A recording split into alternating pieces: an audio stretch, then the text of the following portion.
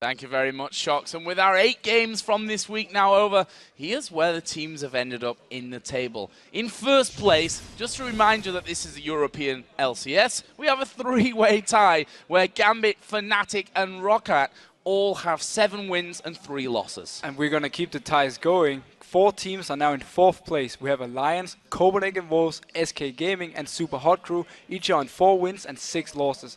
And then we have Millennium, who dropped down to last place with 3 wins and 7 losses. Well, each week we look back at the players who managed to go above and beyond in their positions, and here's our assembled super team based on intense gameplay from the last 2 days, starting off in the top lane with MYM. We can't really ignore MYM this week. He's been the Gambit game. He was just amazing on Renekton. He even 1v2'd Evelyn and was it Trundle up in the top lane. This is against Diamondbox and Darien, 2 of the best in the game, and he just managed to do everything right in this game. That was beautiful. And in the jungle role, another man from the Super Hot Crew is Impaler. Yeah, his Vi game again versus Gambit was so good. It made the whole Super Hot Crew snowball. Another person we could mention for this one, it was a very hard choice, could be Jankos. He just keeps showing how good he is, and every time Rocket wins, it's always him being there, great scores and great builds, and always helping Rocket get the wins they need. And then in the mid lane, no real surprise after watching how well he performed in that last game, and the win against Fnatic is Froggen. Yeah, again, when he performs well, Alliance, they win the games. We have seen it so many times. The way he handled Xpega yesterday and the way he handled Curve today on his Kayle, the fact that he just hit every single ultimate pretty much correct, and he was 4-0. When you have a 4-0 Kayle so early in the game, you know things are going to go wrong. Going to go bad for you. In the AD carry role, despite not being able to quite hold on and push through in that last game, he did have a blinder against the Super Hot Crew. Yeah, 14-0-7 versus Super Hot Crew, and we also have to highlight the fact that Creaton versus Alliance in the game we just saw, he was really the hope. He was doing so well. He got the kills he needed and the farm he needed. So overall, even though he says AD carries can't carry, Creaton has been playing amazing this week. And in the support role, he was off the hook this week. Jerry, once again, brilliant play. Yeah, brilliant play by Jerry again. One of the underrated supports. He's always making the plays.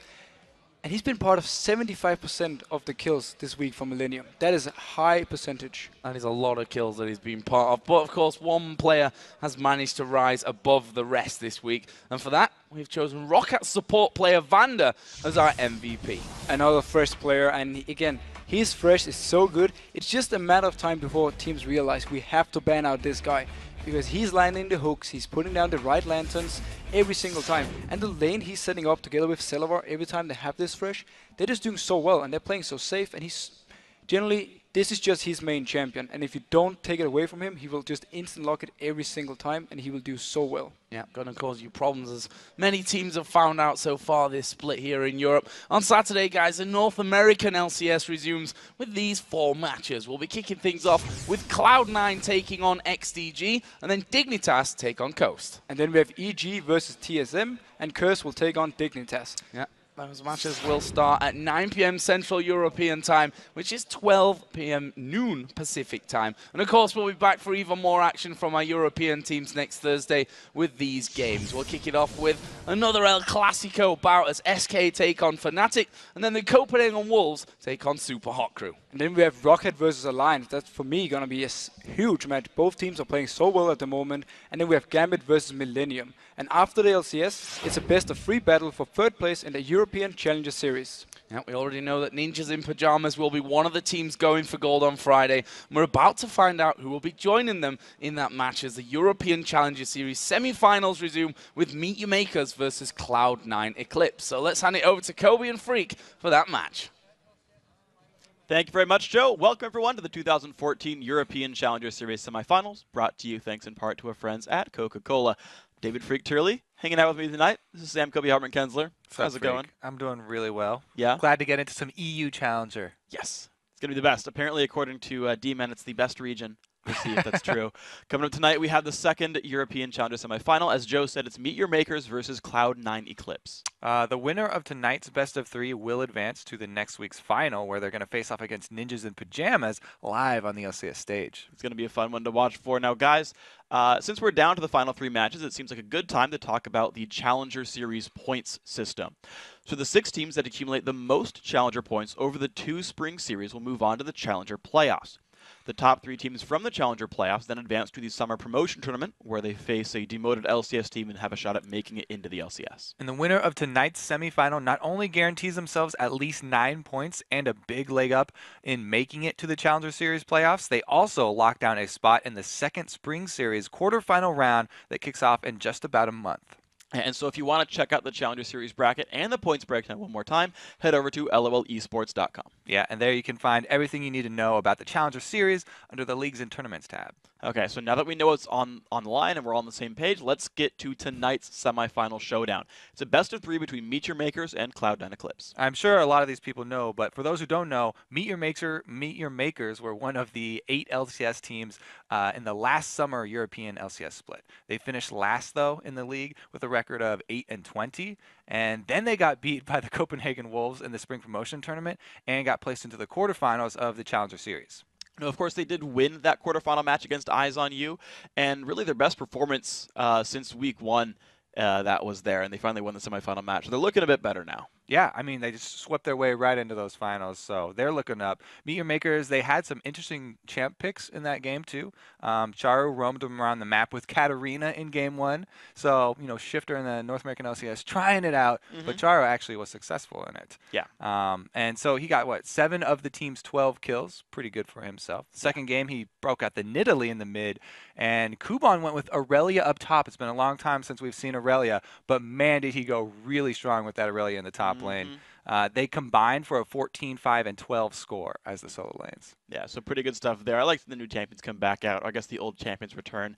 Now, of course, Charo and Meet Your Makers secured their spot in the semis with 2 decisive wins, but Cloud9 Eclipse, they had less kills than their opponents in their narrow victory in their quarterfinal. Right, so that was they had to make a forfeit for the first game because they exceeded the pause time, but they were able to take game 2. Yeah, pretty strong showing from them. And then Cloud9 Eclipse, of course, rose to the challenge, and they struck back in Game 3, thanks in large part to their top laner, Adwamne, and his Trundle. He picked off stats from the enemy with his Trolley champion pick, and they were also able to pick up a pretty good KDA for himself, 4-1-5. Yeah, good performance there. And of course, the biggest pick of that Game 3 for Cloud9 actually was Yernin picking up Lucian again in Champion Select. Yeah, he went 3-0-4 in that game on Lucian, and in the combined 3 games that he's had on Lucian so far in the series, 18-1-12. On the other hand, he's also played Caitlyn sometimes, but his Caitlyn games were not nearly as successful. The 2 games, he was 1-7-4. So I'm going to go out on a limb here and say that Lucian will be a high priority for them because Caitlyn has not had the same results for him. Yeah, he's playing all the kitey champions, right? Like, not as much Jinx, no, like, Varus. We see a couple of the immobile 80s come in, and he's like, I'm playing from far back, but only Lucian's working for him. So that'll be one to watch for. And, of course, here against MYM, I mean, honestly, Mockler's had some good success on Lucian as well. He ran that in Game 2, went 2-2-4 there. So I'm always wondering, like, how much these teams, like, say, okay, these are the important picks. How much they even crunch the numbers and say, well, your Caitlyn's not very good, but your Lucian is. I'm pretty sure they know. I would hope they do the research. They have a much higher success on Lucian than on Caitlyn there. I'm curious as to the reason why, though. I think they really rely on the lane bullying early. And, you know, Caitlyn's great at poking, but, man, Lucian has the surprise factor. If he can dash in on you, if he gets an aggressive support that can start off with 1 stun, and they can roll that into kills pretty easy. And that's kind of been C9 in general. They've been typically very good at laning. Every single one of their members have made Challenger in solo queue, but their shot calling's been a little bit weaker. Their actual playmaking mid-late game. So, yeah, you get the lane bullies in there, you do a whole bunch of stuff early on. Probably better for them. Elise, Katarina banned away by Cloud9 Eclipse. Meet Your Makers dropping the Riven Kale and Yasuo out. So there we go. And the cast is making this There's some of your research that you're talking about. You know, they saw the Katarina, wanted to take that one off the board. That's definitely not a common ban. Obviously targeted here on Charu due to their last game matchup. So I like that reaction there from Cloud9 Eclipse. Yeah. And here, though, the first pick Thresh coming in right away here for Meet Your Makers, going to Libic there. And Kudos insta-locks Lee Sin off the bat. I mean, Thresh is always a good first pick, in my opinion, because he's such a playmaker. Even if all the supports are up right now, like Annie's still up and Leona are still up, the other big 2. Thresh is, like, there's not a bad matchup for Thresh. It's just how well can he do in that lane. And not to mention, it's Voidal's, like, most played, like, ever in the world. Zed coming through here, picked up I'm guessing for Fabivin, he's generally an assassin player. The Riven ban was aimed at him. The Yasuo ban aimed at him as well, for example. So Yeah. something else comfortable for him with the Zed. Yeah. You know, all the melee sort of AD carries have been getting super popular. Even Pantheon coming back in the mid lane. It's just there's a lot of risk for Pantheon though that Zed doesn't have, since Zed has the shadow that he can use to escape. Pantheon, when you go all in, you're stuck going all in, and you can get ganked really easily. Whereas Zed does have an escape. I have a button for that. I didn't hit it. We'll try again. Feeling okay today, buddy? Yeah, I'm doing okay. Sorry, I just got something caught in my throat. But the thing that's interesting to me, so Gragas gets picked up. I'm surprised to see a mid lane pick so early, or at least a obvious mid lane pick. We've seen like top lane Zeds before. Nick, we used to play it a bunch. I'm curious if this is a bait from C9E. So, you're saying the Zed obvious mid lane pick here? Because quote unquote obvious. Yeah, exactly. It has been played. Diamond played in the jungle. They could pull a gambit over here on us, but I think you're right.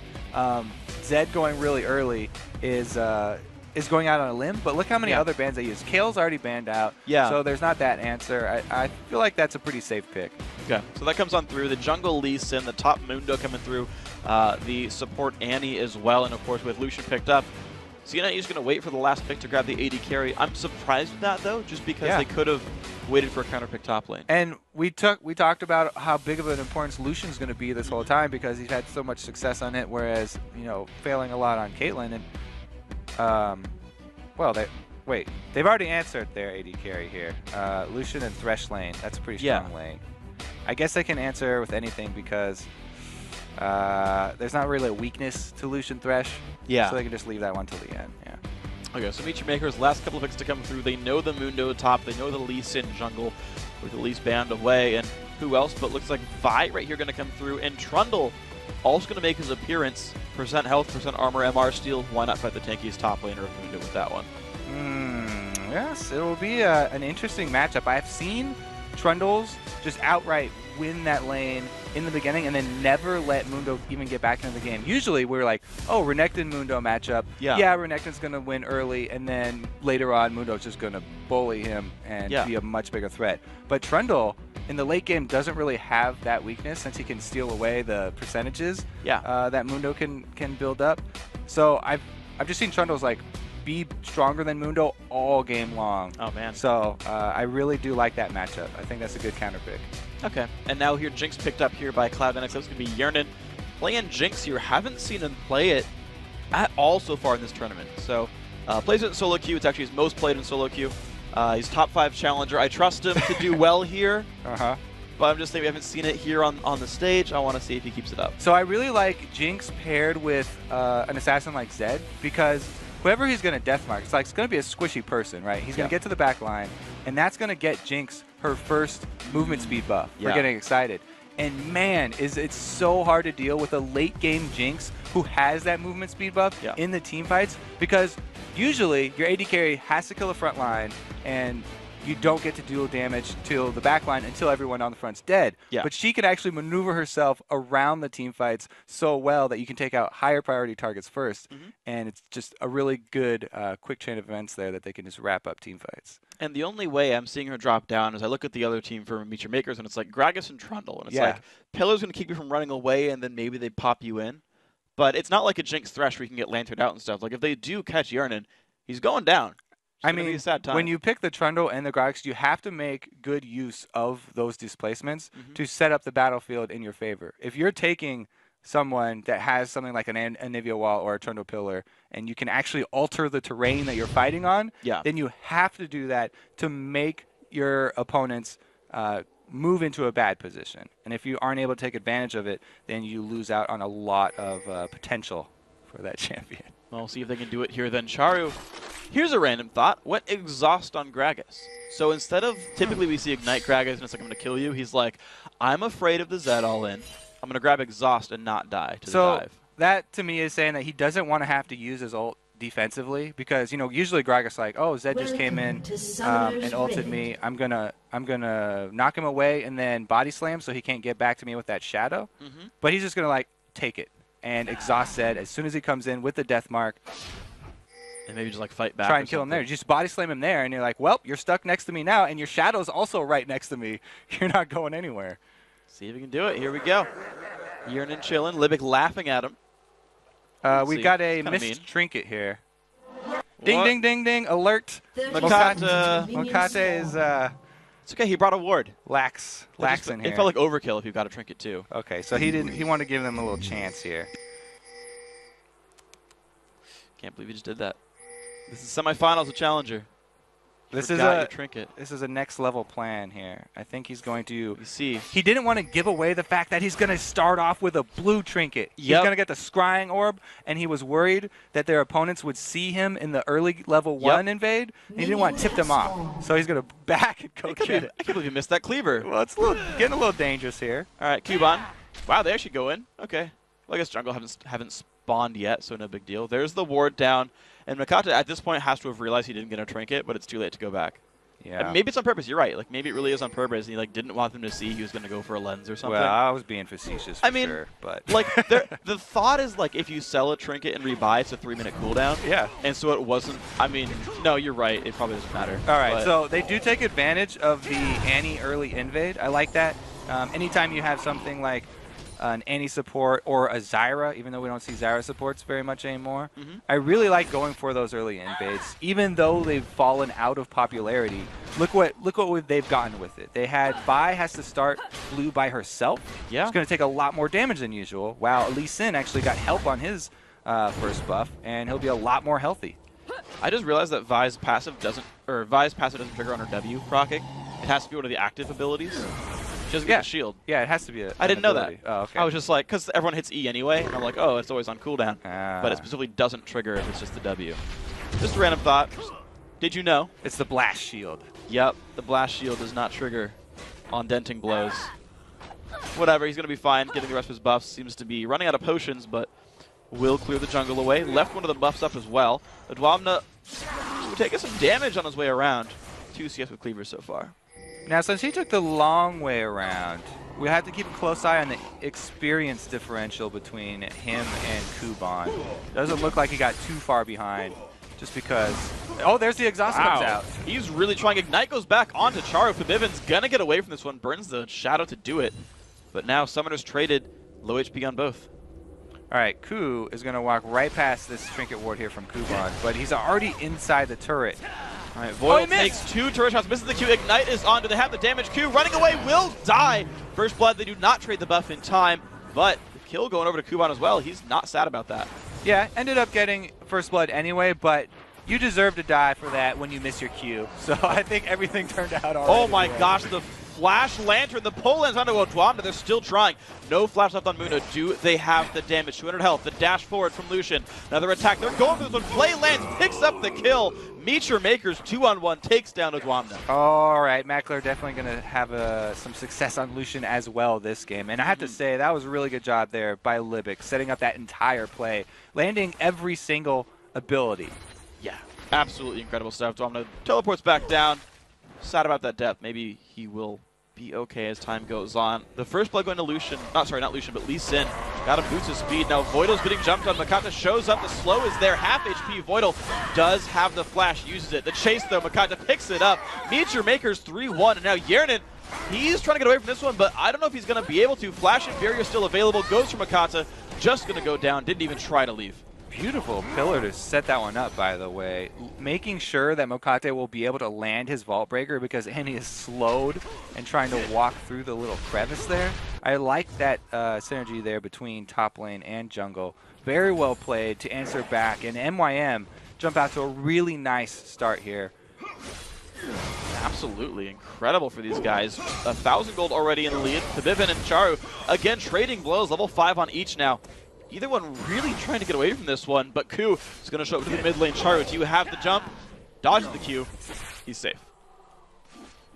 All right, so with the extra counter gank up there top from Mokate, it is going to buy Kuban a bit more time, too, with his turret because it was almost about to go down. Yeah. The thing is, you can sometimes use the fact that your turret's about to go down as bait and return with Vi now because he knows there's no summoners left. Annie used her flash. He can return up there and try and kill Annie again. using that turret kill as bait. Same idea as using like cannon minions as bait in lane. But he doesn't want to go for it this time around, so it looks like it will go down. Well, and speaking of cannon minions as well, Voidal picked up a relic shield on Annie. I don't think I've ever seen that combo before. Like since the initial patch where they made it melee only, the execute. Yeah, so the guy on Rocket was talking about how he takes it on Thresh. Yeah, the Targon's there. And it doesn't, it doesn't have the execute, so it doesn't help you shove the lane. But if you're not going to be using a Doran shield in combat early because it's Cloud9 Eclipse calling for the lane swap here, might as well go for a gold generation item. And, face of the mountain at the end, providing that shield is huge. Yeah, Voidal's a player I've seen get face of the mountain a lot. And thinking about it, it was also on screen. You can just last hit with your Q, and so you get it's basically free on mana. You get to charge your stun. And wow, what a hook on a Q. Yeah, actually, I think I remember Voidal talking about how he loves Face of the Mountain, and he will pretty much never get the Ascension, Talisman of Ascension. He always prefers Face of the Mountain over that, just so that he can provide that extra shield. Well, see what pans out. Urinen might just need it to stay alive in these fights. We'll see what happens. It's weird, the shield does scale off of max health, and Annie's not normally a champion that's going to stack a lot of HP. We'll see what happens. See how he goes here. He's got the Doran shield comboed with it. All right, Zap lands on a Makata. Charu's around as well. Looks like this little two-man invade's not going to do too much for C9E. Ku is coming around, though. This team's still trying to posture for this buff.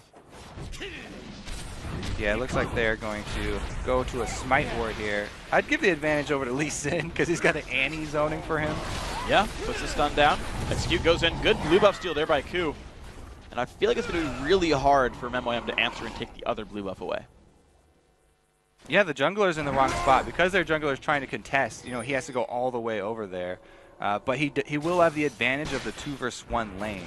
So it'd be all up to Cloud9 Eclipse if they want to answer this. They would have to send more resources down there, like Zed or something, to roam from the mid lane. But it doesn't even look like MYM are making that call yet. Yeah, they're happy to stay on their side. There we go. Makata running around, level 5. Ku is 6 there on Lee Sin. Bottom lane turret did go down. They sent Libic back to recall, so Meet Your Maker's really not putting people around there. Yeah, I mean, they had Charu recalled and he was in the fountain. Zed returning to lane first means it's a bit dangerous for Makate to go over there.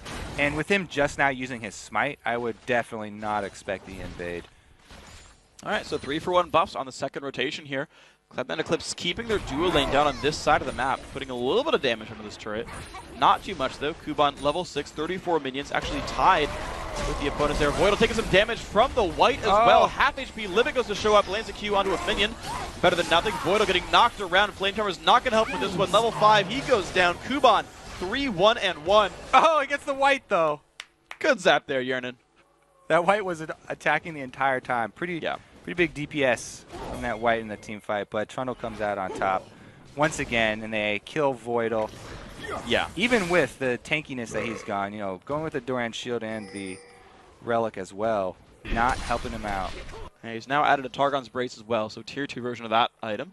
We'll see if it matters. Sightstone, though, already done for Libic. So right now, Cloud9 adding more gold to their roster, but the actual wards are going to be free here for Meet Your Makers. I'm going to see how that pans out for these guys. Libic using that Sightstone, putting a ward down here. Still has the warding totem. I feel like you should always sell it for the red trinket whenever you get a Sightstone, because you're probably not going to use them ever. Just because you're limited in the wards that you can place anyway. I do like upgrading your trinket ward to the pink ward pretty early, but changing out sweepers around this time is a really good time to do it, because then it'll be off cooldown by the time you hit level 9. Yeah. And man, does it really shoot, the value really shoot through the roof once you pass that level 9. Yeah. So did you know, as long as you don't need the item slots, it takes 15 minutes for a pink ward dropper to pay itself off. Because you could just buy 5 pink wards. I like it. And you lose the totem in the first place. So actually, I feel like, but you're right. This early, 50 minutes. Yeah. The game's easily going to go that long. All right, Meet Your Makers. in an early lead, I gotta say. This is Cloud9 Eclipse is known as an early game lead team. Vivin, ooh, dodges the barrel, gets exhausted though, getting chased down. Do they have the damage? Culling comes across, nice juke by Vivin, but it's not gonna be enough. Charu will live this one as well. Vivin did everything he could. He dodged the first barrel with the shadow, and then the second ultimate barrel with his ultimate, the death mark, but still gets taken down. Nice culling right there, actually coming and getting a kill. A lot of good plays here. Makata already has Lizard Elder done. Going to be the same here for Ku when he gets that item completed. And the mid lane being pressured now. Meet Your Makers looking to make it 2 turrets to 1. Mid lane going to go down successfully. These guys are doing an excellent job early game. And what I was saying before is C9E is normally it's a bunch of solo queue all-stars who win their lanes really hard and have a harder time late game, but Meet Your Makers beating them at their own game. Yeah, this strong of an early game start is amazing for Meet Your Makers. They do have a very, very strong set of champions for catching people out, too. As we saw before, you know, Charu can make you have positional mistakes, and then they can capitalize on it really easily because of the long range of Lucian culling and Vi's ability to lock down anyone that gets knocked aside. Yeah.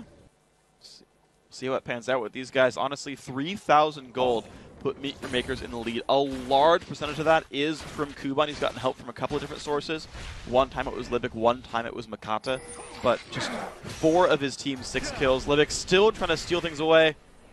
Yeah, it's going to be Kuz. All right, he picked that one up at least. But, man, it's rough now. C9E, they're on the back foot here. They've got split pushing power. They've got a Zed in there. They've got Mundo with teleport as well. Like, I feel like they can stretch this game out for a while. But Meet Your Makers, they've got 28 games of LCS experience. They've got to know how to play with this kind of a lead. Yeah. So to stall it out, which the biggest thing you need is wave clear. Yeah. Like split pushing, it would be strong if Mundo can be slippery enough to get away with it when they collapse on him. But Zed's wave clear, now that the shadow cooldown is a lot longer, isn't up to par with like Gragas and Ziggs and stuff. So I think they might actually have a hard time stalling it out, you know, under turrets, because Jinx is also a little bit behind in CS, behind Lucian, and she's not to that point where her rockets can like obliterate a wave. So they'll probably be struggling, I think. Yeah. So no BT Shiv, certainly not. Bloodthirster's probably done by now. We're past 15. We're like at like 13 minutes in or so. Bloodthirster around 13 is like average. That's like, okay, use CS and didn't get any kills. And in a 2-on-1 lane, I feel like she's doing okay there. So like Bloodthirster, definitely not Shiv. Another like 5-10 minutes till that one comes out. And like and with Kuban being 3-1-1 on Trundle, he's gonna beat up Mundo in a fight. Exactly. If they meet each other in the split push, which they probably will because they're the two with teleport, like they have the 2 tanks with teleport, and they're building the same way too. They both have Giant's belts and armor. Trundle is definitely going to have the advantage at this point, you know, taking away the percentage of his HP. Nobody has Ignite though, so it's hard for Trundle to actually finish him off. But he can bully. You don't have to finish off Mundo. You just have to bully him out and establish yourself as the split pusher that's drawing more resources. And that's going to free up the rest of the team to make their plays. Yeah, we're going to get ourselves back into the game real quick. Just a quick pause, but we're okay with this one. And, you know, you kind of talked about Trundle as well. The build I really liked. I mean, this is a Darien special, but Tiamat Trundle, because it gives him a bunch of wave clear and lets him like get around the map a lot more quickly. Also, he regenerates a ridiculous amount of life if you upgrade it to Hydra, because he can throw down his W and you get the increased healing. Yeah. It turns it, like, it's a very deceptive way of tanking by tanking with lifesteal, but it gives you a lot more effective HP. Yeah. Yeah, actually, you're right. I really do like the idea of that one. And a random did you know with Ravenous Hydra is the passive on it that says damage dealt by the splash works with lifesteal. It's actually 50% lifesteal efficiency. Yeah. If you had like 12% lifesteal from the item, all the AoE damage returns 6% life back. FYI, basic lifesteal is the same. Everything else you hit is half effectiveness. So just information for you guys. Run number crunch the item. There you go. We could have another exciting white fight over here, but there are some defensive wards from Cloud9 that do still need to be cleared out. We were talking about the, you know, trade-off of sweepers. Oh! Barrel steals it away. Ku's going to kick Charu back. This is going to be a pretty close fight. Oh, Dwamna shows up. There's the ult in from Zed. That's going to be a kill picked up. Fabivin happy to have a blue buff. He could have... Nope, he's out. All right. He's safe now. Actually, this team grouping towards the top lane. But Dwamna here to help the team as well. It's going to be a bit of a split here, but I feel like C9 could defend that 2v2. Yeah, and, you know, they have the threat of the Flash Tibbers right now. So even though MYM can push them in and can, even clear the wave out really quickly with culling and maybe get a double shot off on the turret, when he goes for that double shot, he's always going to be very skittish because you have to respect the initiation from Voidal. Even though Voidal's been getting killed a couple times, he's got the power to 100% AD carry by locking them down with Hjarnen's follow-up. Yeah. Well, here we go. White again. I like the use of Flame Charmer as it pulls, or it gives vision. And nice. He last hits it again with Zap, trying to make sure Voidal doesn't steal that one away. It's a good choice. Or not Voidal, sorry, Libic. Ashes and dust. Just so used to seeing him on Thresh. Yeah, like I saw Thresh and I just kept getting the names wrong. Also, C9E's been blue team almost every single game. In addition to their logo being blue, because it's a C9 logo, and I just like, my brain keeps screwing with me. The Meteor Maker's in red. Nope, Meteor Maker's in blue. Holy crap, my brain. Now, there's a big difference here. The tanks are going the same thing, but the junglers, the builds, are differentiating because of the early mobility boots on Lee Sin. Both of them went Lizard Elder, so they both started out fairly squishy, but by immediately transitioning into more health, whereas Lee Sin's going for more mobility to try and make plays. Yeah. In the all-out team fight, it's going to be hard for this Cloud9 team because if Lee Sin goes in for one of the plays to try and kick back a high-priority target like Charu or Mackler, then he's going to get blown up. He might not be able to survive long enough to even get the Dragon Kick off. We'll see blue buff grabbed by Charu there. Nice pickup in this one. Who's still looking for it. Kicks back Makata, who is a bit tanky, gets stunned, puts the Flame Charmers down as well. Do they have the damage? Goes in for the engage instead of the Lantern. Tries to get away, doesn't do it. Lantern was right there, buddy. You could have taken that one in. Flash in from Libic. Is that too much? Hjarnen flashes the wall. Chased down by Kuban. He's trying to get away from this one. Down on the other side of the fight, still the battle is raging. Voidal with the double kill. Charu still chasing down Makler, trying to kite, picks up one. Odwamna Mundo, can he do it? Takes down the Lucian, but Charu answers back the other side of the fight. Battle still raging a little bit with Voidal trying to run away. Hjarnen did survive. Voidal messing with Charu. Oh, Gragas. Dangerous spot right here. Voidal's out of mana. The flash body slam lands. Hjarnen goes down. Big fight for Meteor Makers. 9-5 the scoreboard. 3,000 gold lead for these guys. I think that was a 3 for 3 in the end there. I think too. so. So, because of the last play by Charu able to grab another kill there, they even it out. But man, what an exciting turn of events. I have to say, starting it off with that weird play from Makata where he didn't take the Lantern, kind of got them off on a bad foot. You're right, he decided to ult to go back in and then flashed out and walked right past the Lantern. Yeah, second time. Queued over towards the Tri-Brush. A second time, so maybe they do need that improvement where your screen starts flashing green or something, or there's a Lantern. Giant big arrow. Please click. I feel like if you press W again, it just spams pings on it. Like it's an extra button there for Libic, for any Thresh player. Or it has the voice from Ocarina of Time. Hey! Hey! It's Navi's voice. Hey! Click it! Listen! Hey, listen! Yeah, that's what you need. You need Navi. All the Thresh players need Navi. To help tell teammates to click the Lantern. Link would get really annoyed from CLG, though. I dealt with you before. He'd probably love it. I don't know. I feel like that's a like begrudging relationship with those two. I like this fight though. Lee Sin waiting in the bushes means that Odwamna right now is just trying to bait Kuban in, but Kuban wants none of it. So they actually trade blows fairly equally. I feel like Kuban hasn't bought anything in a while because he has 2 kills and an assist on his opponent, but basically the same items. I feel like he's just like waiting to like finish a Tiamat or something, or a Ruin Kick. You got a feeling, freak? I mean, he just didn't even go for it. Just picks up a Negatron Cloak. What a hater. Does have 7,000 gold in his opponent. Don't worry, that 700. That was from the previous pause that we already had. Yeah, he's back in. I do actually want to point out while we had the screen up where the gold kind of went, because you had Makler pick up multiple kills in that last fight, and you can see he's 1,000 gold over Hjarnen, the 280 carries, whereas Voidal got a double kill in that battle. His team's behind in global gold, and yet is still keeping up with Libic. Yeah, not exactly where they want the money to go. No. They would definitely love Jinx to get to the point where she's got the Bloodthirster plus Static Shiv, because like we said, they need help with the wave clear with these champions. Zed can do his part for one wave, but if they just wait for multiple ones, then it's going to be hard. And I got to point out as well that Libic just still has not gone for a GP10. He's actually still out golding Voidal because of global gold and teamfight presence, but just got a Sightstone and said, screw it. Yeah, I like how you point out the value of Sightstone, though, as it's a sort of a gold item because you're going to be buying so many wards anyway. It's one, if you count it that way, on cooldown, the wards placed, it's the more effective gold. Yeah, gold 75 item. gold a minute, I believe. Because yeah, you get roughly 3 wards every 3 minutes. So yeah, which is like 13 GP10. So I can't really hate. Team still looping around the mid lane. Dragon is available, just spawned up a few seconds ago. Meteor Makers are in position first, and with an upgraded sweeping lens as well. The Oracle's lens now, they're getting rid of wards left and right. Pink wards on the entrance as well. They've got vision control, Meteor Makers. Yeah, they're definitely working on it, but it takes so long nowadays to clear out all the pesky little wards that even with 3 sweepers, they still have a couple stragglers in there. And you really have to upgrade all of those to the Oracles before you can be sure that the other team doesn't have vision. They've got enough, though. Who looks for it? Box lands there from Limik onto Q. Getting played around. A lot of damage comes across. Kicks back Charu.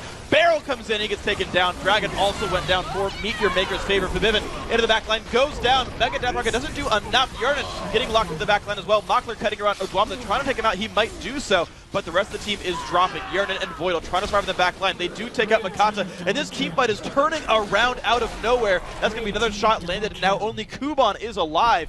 Meteor Makers, wow, that fight went so well for Cloud9. It went really well because, you know, Charo did use his ultimate to finish off the kill onto Ku. The Lee Sin was about to get away and ulted one man, but the rest of the team then was able to swarm inside the Dragon Pit and take out both heavy DPS members pretty early on. That was impressive, pretty impressive play there by these guys who have been taking someone out before he dropped for the most part. Another mid lane under siege. No one but Kuban is here to defend this yet. It's going to be Yernan yearning for a turret kill. Looks like he'll get it. Lives up to his name. Yernan? Yernan yearning for a kill? Yeah, I think we got it down now. Yernan. Brain. Swedish Brain. Yep. And he definitely got a nice boost in that last fight, too. So some more gold on Jinx is exactly what Cloud9 are looking for in this game. This is going to be a nice test, too, because they've got the reputation of, you know, bad endgame calls. Yeah. They can come back versus a team like Meteor Makers, who are very experienced and have played together for so long that they have to have good shot calling in the end game. That's a pretty good sign for this young Cloud9 team. And it's worth pointing out as well, like with Meteor Makers, you talked about them playing together. Last week they wanted to play with Chuyu and didn't get their paperwork in time, so they had to play with Charo. The only guy left. This time around, they had another week, and they chose to keep Charo in the lineup here, saying, you know what, you actually worked really well for us last time. Keep it going, man. This is good. Yeah, sticking to what works. Now, they timed the blue buff really well, but they're surrounded. Oh, he got it! Nice. The Mega Death Rocket stole away blue buff. Nice play, Yernan. So after they use that, though, they don't want to have an actual fight. Really good win for Cloud9 because they're just trying to stall and sort of even up the money right now. Definitely don't want to go for the hard engage. And it's up to Meteor Makers to try and force a fight. I'd rather see them siege up on like a top turret or something here. The outer turret that's still standing. Because they have a great siege team. I mean, Gragas and Lucian do really well around turrets. And they can poke it down pretty quickly with just getting in stray double shots. Then Trundle is one of the best champions for disengaged teams. Yeah. Like, he was the key to a lot of poke compositions. He was. Long time ago, before all this crazy top lane meta jibber jabber happened. So he's still a very strong champion that you would want to have if you do run any sort of siege or poking composition. It looks like actually that little brush trap right there was sniffed out by Kuban. Didn't get picked up there. I mean, he played against Fnatic 4 games. He's used to that, people sitting in brushes looking for your random spots. So no kill picked up there in the top lane for C9E. They set the trap. No one stepped in the cheese. He's all right. And that's another good example of something that works a lot in solo queue. Yeah. But not so much I'd die. experiencing. Yeah. I would have died every walked time. right in there. What's in that bush? I'm curious. Or I could have had a blue trinket and checked it and then known. Curiosity killed the freak. Definitely does that. Dude, potential of that brush was pretty high, but I ignore that usually. So now that they have all these sweepers, and even, what is that? Is that a second upgraded sweeper? Dang, the cooldown's right over the bottom corner. Yeah. I think it is. So they got 2 upgraded sweepers now. They can start making a lot more plays. Like this play, where they can sweep out all the area leading up to the bush and then waiting in them. Because, like we said before, they've got so much catch potential with the Vi and then also death sentences from Libic. Or Charo can just set him up himself. And Voidal's likely to die here. Damage coming across, puts Tibbers down. The And play. the death sentence! Oh my gosh, can he live? Yes, the kill comes across. Vivid comes back, though. Kills off Gragas. Fight has begun 4v4. Libic in the back lines. Colin comes out for Vivid.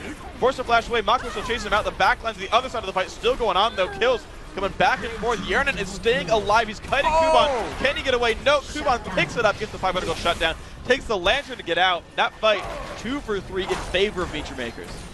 They were able to come in at the very end there and save Libic.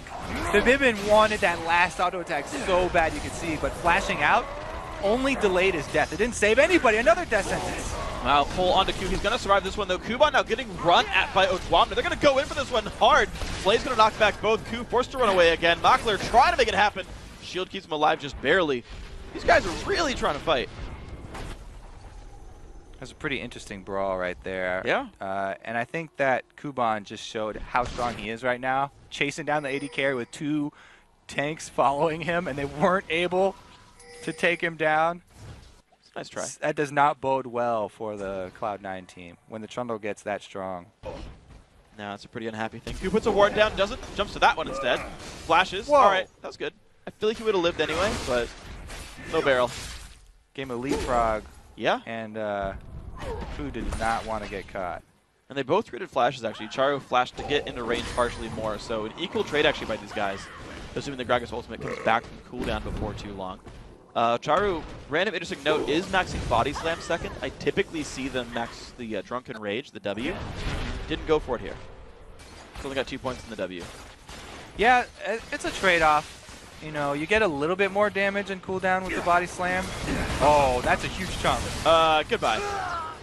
Didn't even proc the bodies, the death mark. Just took him out. Voidal zones away Libic as well. Bottom lane turret does go down, and you talked about that earlier. Baiting out a low health turret. Just showed up, took down Makler pretty convincingly. Cloud9 EU, or Eclipse I should say, has a 5v4 for Dragon. They can always go for the steals when you have a Gragas. Oh man, so not. They kept hitting it. They should have let the barrel time out.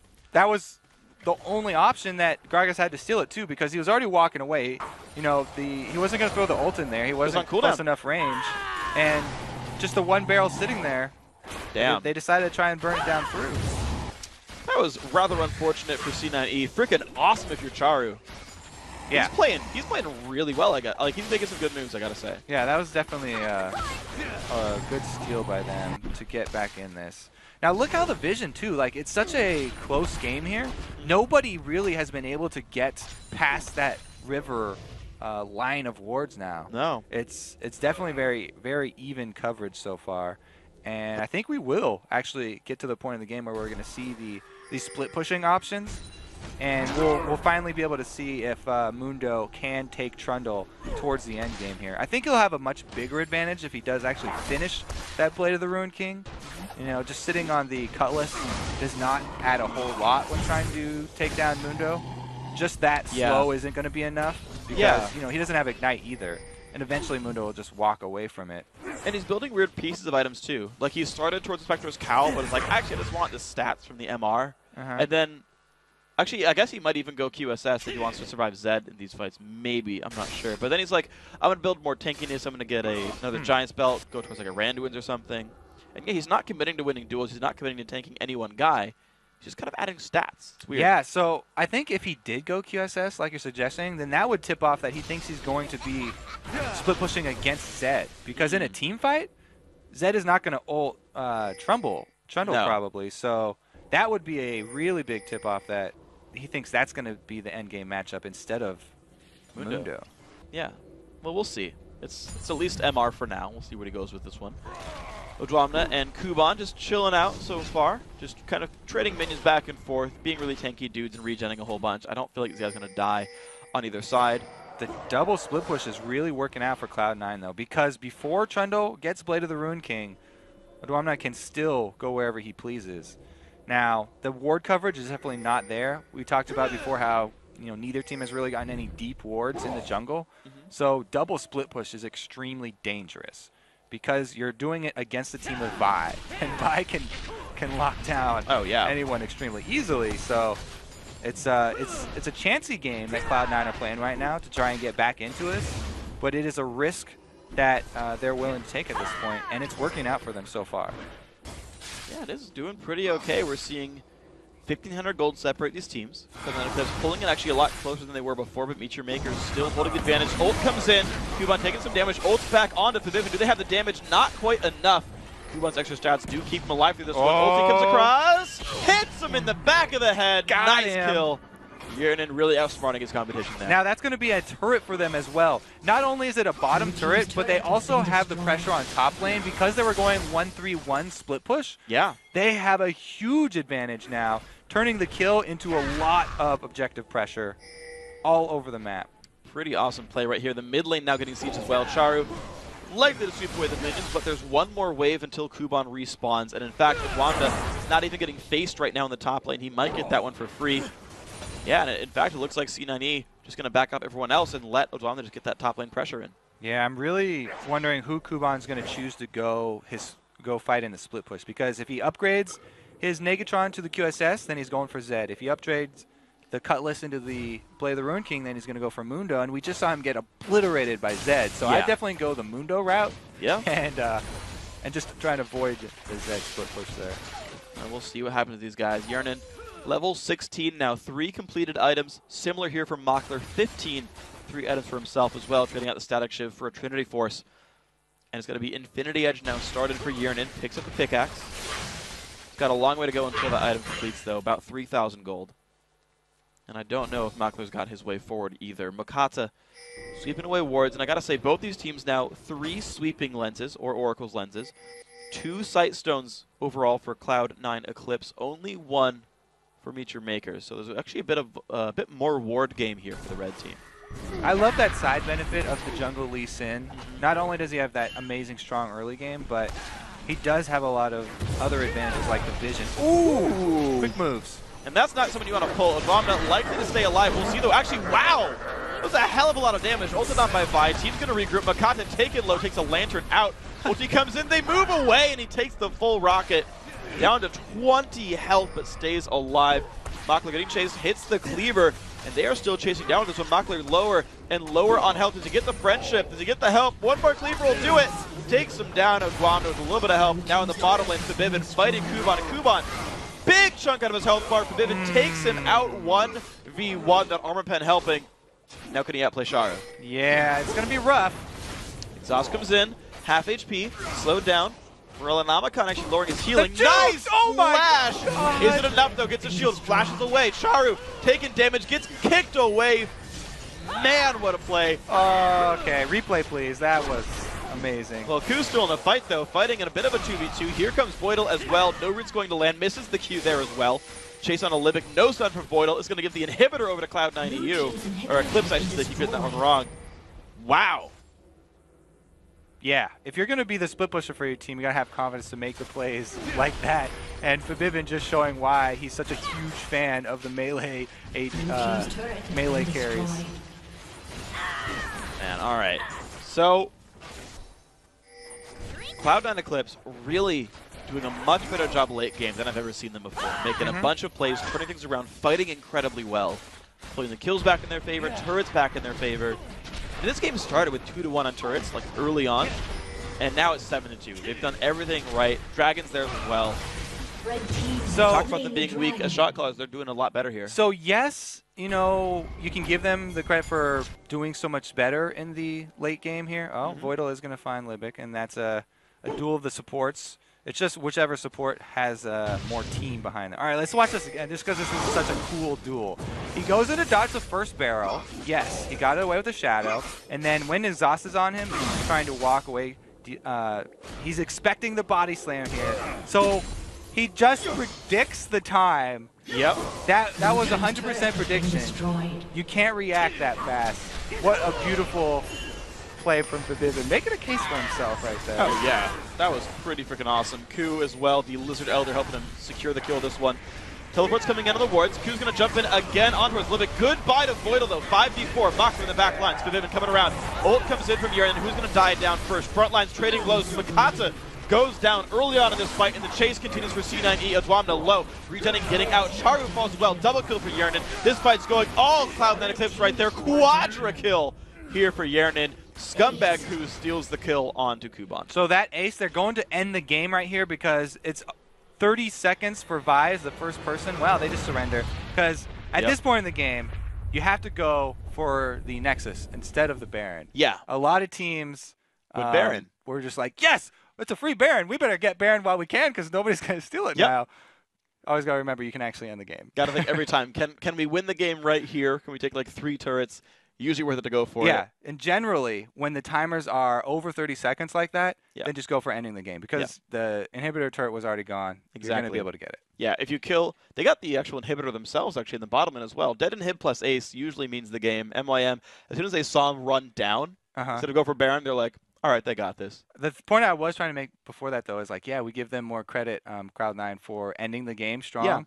But the way that they ended it was by relying on their individual power. Just you're right. 1-3-1 split push and just single outplays. Just single matchups, and they had one person come down to the bottom lane to catch someone out. So I guess that's sort of the classic Cloud9 way to end the game. Rely on individual skill. Rely on individual skill. And yeah, that was a great end game call, guys. I gotta say though, plays. they put Yernin on a global ranged AD carry so that if it's like, oh, you almost got him, it's like, I got this. Swings for the fences, picks him off. That was a good ult. That's the Vise dance, by the way. You wink and you kind of make a gun pointing to the camera. Okay. That's how it is. Is it the gangster lean gun sideways? Yeah, it's got to be sideways. All right, so here's a do you know for any wannabe gangsters out there. Never actually hold your gun like this when you're going to shoot it because when it discharges, it's going to hit you in the face, and it's a very, very hot cap that's going to hit you in the face. That's why actual people hold the gun straight up so that it goes out the side and doesn't hit you in the face. You can blind yourself if you go like this. It looks cool, though. What if it's upside down? What if I do the other way and the casing falls out the bottom? Are you going to hit your leg or something there? Well, I'll do it left-handed. Better protect yourself. All right, we'll see. Guys, we got to take a quick break before we make even more dumb things happen here in the cast. When you return, it's time for Game 2, the semifinal showdown between Cloud9 Eclipse and Meet Your Makers.